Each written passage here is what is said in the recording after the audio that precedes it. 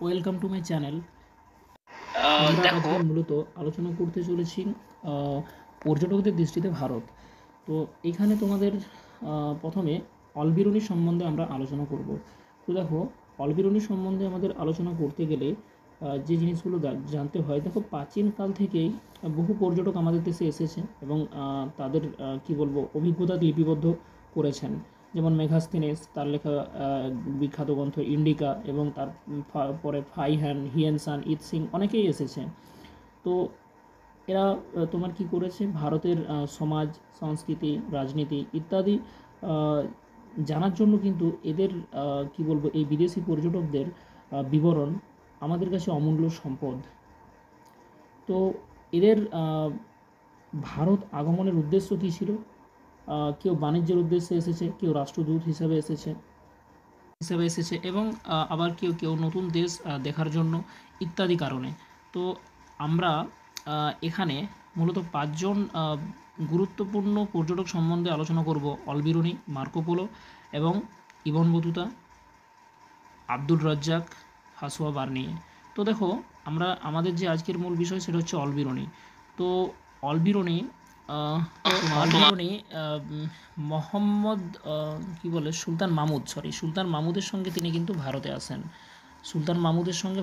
আমরা জানি সুলতান মামুদ ভারতবর্ষ 17 বার আক্রমণ করেছিল এবং তার আক্রমণের মূল উদ্দেশ্য ছিল ভারতের ধনসম্পদ লুণ্ঠন করে নিজ দেশে নিয়ে যাওয়া। তো তিনি কোথা থেকে ভারতে আসেন? এই অলবিরুনি কি বলে মধ্য এশিয়ার খোয়ারিজম, বর্তমানে যেটা উজবেকিস্তান, তো এখান থেকে তিনি ভারতে এসেছিলেন। তো তিনি কি বলে সিরিয়া, আরবি, ফার্সি, হিব্রু এবং সংস্কৃত ভাষায় তার গভীর জ্ঞান ছিল, কিন্তু তিনি গ্রিক ভাষা জানতেন না। 1517 খ্রিস্টাব্দে গজনি সুলতান মামুদ তাকে গজনিতে নিয়ে আসেন।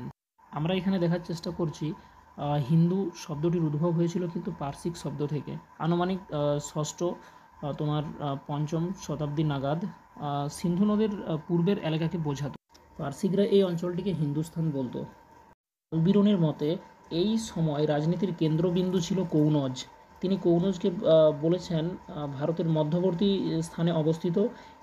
তার ভাষায় এটা ছিল অল হিন্দ। খ্রিস্টীয় 11 শতকে অলবিরুনি ভারতে আসেন। তার রচিত বিখ্যাত গ্রন্থটির নাম হচ্ছে কিতাবুল হিন্দ বা তহকিক ই হিন্দ। গ্রন্থটি আরবি ভাষায় লেখা। তাকে ফাদার অব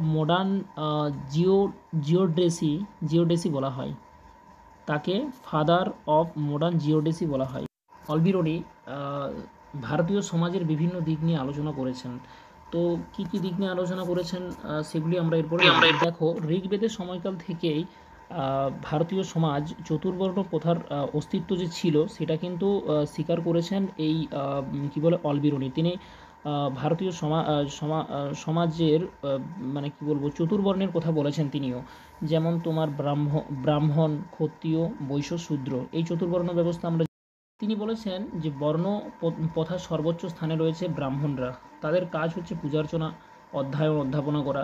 অলবিরুনি এই ব্রাহ্মণদের যথার্থ জ্ঞানী এবং বিচক্ষণ, বুদ্ধিমান, সৎ, সাত্ত্বিক, চরিত্রবান ব্যক্তি বলেছেন। এরপরে আসছি আমরা ক্ষত্রিয় বলতে বর্ণ ব্যবস্থার দ্বিতীয় স্তরে ক্ষত্রিয়দের অবস্থান। এদের কাজ হচ্ছে দেশ রক্ষা করা, তারপরে হচ্ছে দেশ শাসন এবং যুদ্ধ বিগ্রহ ছিল তাদের প্রধান কাজ। এরপরে তিনি বলেছেন যে চতুর্বর্ণ ব্যবস্থার তৃতীয় স্থানে ছিল বৈশ্য। এদের কাজ ব্যবসা বাণিজ্য, কৃষিকাজ এবং পশুপালন ইত্যাদি। এবং চতুর্বর্ণ ব্যবস্থার সর্বনিম্নে যাদের অবস্থান তারা হচ্ছে শূদ্র। এদের কাজ হচ্ছে ভিত্তের সমতুল্য, অর্থাৎ ব্রাহ্মণদের সেবা করা, তার সাথে সাথে ওই 3 বর্ণেরই সেবা শুশ্রূষা করা তাদের। এই চতুর্বর্ণ ব্যবস্থার বাইরে তিনি আরও 2টি নিচু স্তরের মানুষের স্তর উল্লেখ করেছেন। সেগুলি হলো অন্তজ শ্রেণী এবং অচ্যুত শ্রেণী। অন্তজ শ্রেণীতে যারা ছিল যেমন ধোপা, মুচি, জেলে, তাঁতি, এবং অচ্যুত শ্রেণীতে যারা ছিল যেমন হাঁড়ি, ডোম, চণ্ডাল ইত্যাদি। এছাড়াও সর্বোপরি তিনি চতুরাশ্রম প্রথার বর্ণনা দিয়েছেন। তিনি বলেছেন ব্রাহ্মণদের জীবনযাপনের 4টি পর্যায় ছিল। সেগুলি কী কী? ব্রহ্মচর্য, গ্রাহস্থ, বানপ্রস্থ, সন্ন্যাস। 8 থেকে 25 বছর পর্যন্ত সময়কাল গুরুগৃহে থেকে শিক্ষালাভ করে মানে শিক্ষা অর্জন করা, এইটাকে তিনি বলেছেন কি বলে ব্রহ্মচর্য। এরপরে গৃহস্থ বলতে তিনি 25 থেকে 50 বছর পর্যন্ত সময়কাল এই পর্বের অন্তর্গত বলেছেন। এই পর্বে ব্রাহ্মণদের আশ্রয় ছিল নিজ গৃহ, বিবাহ করে সংসার ধর্ম পালন করা। তাদের তৃতীয় আশ্রম বলতে 50 থেকে 75 বছর সময়কালকে তিনি বলেছেন। এই সময়ে তোমার কি বলে নিঃসঙ্গ জীবনযাপন, মানে গৃহ ত্যাগ করে সমাজের বাইরে নিঃসঙ্গ জীবনযাপন। এবং সর্বশেষ চতুর্থ আশ্রম হলো সন্ন্যাস। সন্ন্যাস অর্থাৎ 75-এর পর থেকে এই সময় ব্রাহ্মণ রক্তবর্ণ বস্ত্র বা গাছের বাকল পরিধান করে নির্জন জঙ্গলে ধ্যানমগ্ন থাকতেন। মায়া, মমতা, লোভ, ক্ষুধা, হিংসা, দেশ সমস্ত ভুলে গিয়ে তারা কি বলবো ঈশ্বর এর আরাধনায় নিমগ্ন থাকতেন। এটা হচ্ছে সন্ন্যাস। তো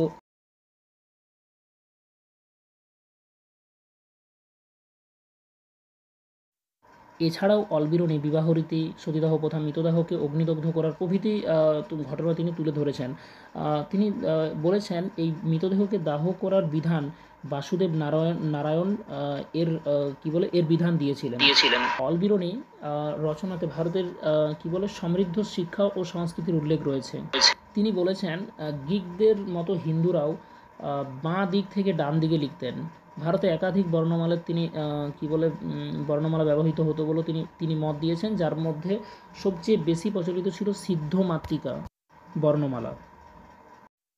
অলবিরনি আরও উল্লেখ করেছেন যে কি বলে উত্তর ও মধ্য ভারতে পণ্ডিতরা গাছের ছালের ওপরে লিখতেন, যাকে বলা হতো ভুজ। আর দক্ষিণ ভারতে ব্যবহার করা হতো তালপত্র বা তালপাতা। ভারতীয়রা বইকে কাপড় দিয়ে মুড়ে রাখত, যেটাকে তিনি বলেছেন পুঁথি। অর্থাৎ ভারতীয়রা যে বইকে মুড়ে রাখত সেটা যে পুঁথির নামে পরিচিত ছিল, পুঁথি নামে পরিচিত ছিল, তারও তিনি উল্লেখ করেছেন। এছাড়া তিনি উল্লেখ করেছেন যে হিন্দু গ্রন্থগুলির প্রথমেই লেখা থাকতো কি ওম শব্দ লিখে। বরাহ মিহির একজন বিজ্ঞানী, তিনি দ্বিতীয় চন্দ্রগুপ্তের রাজদরবারের 9 জন রত্নের একজন। তার রচিত বিখ্যাত গ্রন্থ হচ্ছে যে বৃহৎ সংহিতা। এছাড়াও তিনি ব্রহ্মগুপ্তের কোথাও বলেছেন তিনি একজন গণিতবিদ ও জ্যোতির্বিদ ছিলেন। এছাড়া সোমনাথ মন্দিরে দেবতার মূর্তি লিঙ্গ আকৃতির, তাও তিনি উল্লেখ করেছেন। হিন্দু ছাড়া অন্যান্যদের অলবিরনি লেচ্ছ নামে অভিহিত করেছেন হিন্দু ব্যতীত অন্যান্যদের। তো এই অলবিরনির মৃত্যু হয় গজনিতে 1048 খ্রিস্টাব্দে তিনি মারা যান। তো এই ছিল মূলত আজকের ভিডিও। তোমাদের যদি এই ভিডিও ভালো লাগে এবং পরবর্তী তোমরা কোন টপিকের উপরে ভিডিও চাও সেগুলি তোমরা বলো, এবং আমি এর পরপর তোমাদের 3rd সেমিস্টারের যে সিলেবাসটি রয়েছে সেটা আমি পুরো সিলেবাসটি তোমাদের কভার করার চেষ্টা করছি। তো এরপরে তোমাদের মার্কো পোলো, বিদেশি পর্যটক অর্থাৎ ইতালীয় পর্যটক মার্কো পোলো সম্পর্কে এর পরের দিন আলোচনা করা হবে। তো thank you for watching this video. ভালো লাগলে লাইক, কমেন্ট, শেয়ার এবং সাবস্ক্রাইব করে রাখো।